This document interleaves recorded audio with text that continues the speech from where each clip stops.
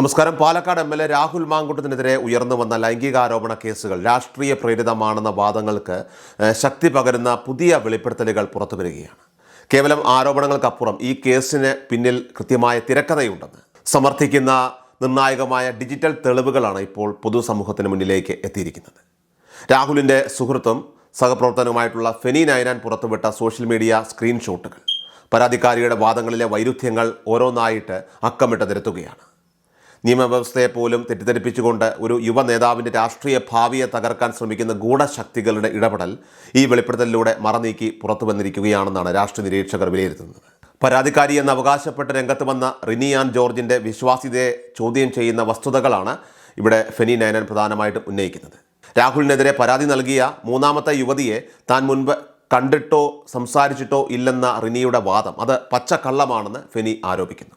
2025 August 21 Rini ഈ പരാതിക്കാരിക്ക് അയച്ച നാളെ വിളിക്കൂ, കോൾ മീ ടുമോറോ എന്ന സന്ദേശത്തിൻ്റെ സ്ക്രീൻഷോട്ട് പുറത്തുവിട്ടതോടെ പരാതിക്കാർ തമ്മിലുള്ള മുൻകൂട്ടിയുള്ള ബന്ധം വ്യക്തമായിരിക്കുകയാണ്. 2026 ജനുവരിയിൽ മാത്രം പരാതിയുമായി എത്തിയ യുവതിയുമായി മാസങ്ങൾക്ക് മുൻപേ റിനി എന്തിന് ആശയവിനിമയം നടത്തിയെന്ന ചോദ്യത്തിന് കൃത്യമായ മറുപടി നൽകാതെ ഈ വിവാദത്തിൽ നിന്നും അവർക്ക് ഒഴിഞ്ഞു മാറാനായിട്ട് കഴിയില്ല. ഈ കേസിലെ ഗൂഢാലോചനയുടെ ആഴം വ്യക്തമാക്കുന്നത് പരാതികളുടെ കാലക്രമമാണ്. മാസങ്ങൾക്ക് മുൻപേ തയ്യാറാക്കിയ സന്ദേശങ്ങളും ആശയവിനിമയങ്ങളും സൂചിപ്പിക്കുന്നത് കൃത്യമായ ഒരു പ്ലാനിങ്ങിൻ്റെ അടിസ്ഥാനത്തിലാണ് രാഹുലിനെതിരെ ഓരോ നീക്കവും നടന്നത് എന്നതാണ്.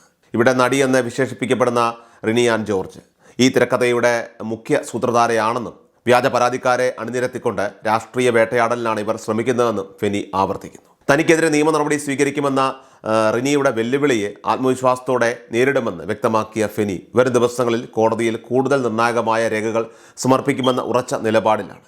സാധാരണഗതിയിൽ പീഡന കേസുകളിൽ ജാമ്യം ലഭിക്കുന്നത് അതീവ ദുഷ്കരമായിരിക്കെ രാഹുൽ മാങ്കൂട്ടത്തിലിന് 18-ാം ദിവസം കോടതി ജാമ്യം അനുവദിച്ചത് അത് ഈ കേസിലെ അസ്വാഭാവികതകളിലേക്ക് വിരൽ ചൂണ്ടുന്നു.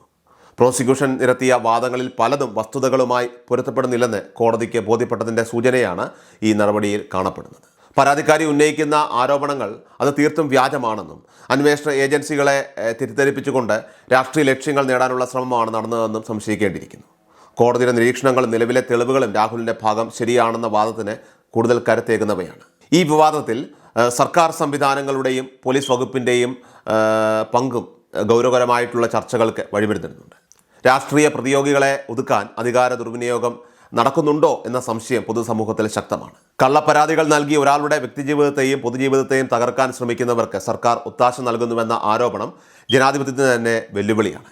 പോലീസിനെ ഉപയോഗിച്ച് നടത്തിയ ഈ ഓപ്പറേഷൻ പരാജയപ്പെടുകയാണെന്നും സത്യം പുറത്തു വരുമ്പോൾ അത് ആസൂത്രണം ചെയ്തവർക്ക് ലജ്ജിക്കേണ്ടി വരുമെന്നും ഫെനിയുടെ പ്രതികരണം സൂചിപ്പിക്കുന്നുണ്ട്. വ്യാജ ആരോപണങ്ങളുടെയും വ്യാജ നിർമ്മിതികളുടെയും ഒക്കെ തന്നെ മുകളിൽ കെട്ടിപ്പൊക്കിയ ഈ ഒരു വിവാദം അത് നിയമത്തിന് മുന്നിൽ തകർന്നു വീഴുന്ന കാഴ്ചയാണ് ഇപ്പോൾ ദൃശ്യമാകുന്നത്. സ്ക്രീൻഷോട്ടുകൾ ഉൾപ്പെടെയുള്ള ഡിജിറ്റൽ തെളിവുകൾ പുറത്തു വന്നതോടെ പരാതിക്കാർ പ്രതിരോധത്തിലായിരിക്കുകയാണ്. കേവലം രാഷ്ട്രീയ വിരോധത്തിൻ്റെ പേരിൽ ഒരാളെ ക്രൂരമായിട്ട് വേട്ടയാടാൻ ശ്രമിക്കുന്നത് സമൂഹത്തിന് നൽകുന്ന സന്ദേശം അപകടകരമാണ്. സത്യസന്ധമായിട്ടുള്ള വിചാരണയിലൂടെ അണിയറയിൽ നടന്ന മുഴുവൻ ചതിക്കുഴികളും വെളിച്ചത്ത് കൊണ്ടുവരണമെന്നും കുറ്റക്കാർക്കെതിരെ മാതൃകപരമായിട്ടുള്ള നടപടി സ്വീകരിക്കണമെന്നും ജനങ്ങൾ ആഗ്രഹിക്കുന്നുണ്ട്. ഏതായാലും വരും ദിവസങ്ങളിൽ കൂടുതൽ തെളിവുകൾ പുറത്തു വരാനിരിക്കെ കേരള രാഷ്ട്രീയത്തിൽ ഈ കേസ് വലിയ പ്രത്യാഘാതങ്ങൾ ഉണ്ടാക്കുമെന്ന കാര്യം ഉറപ്പാണ്.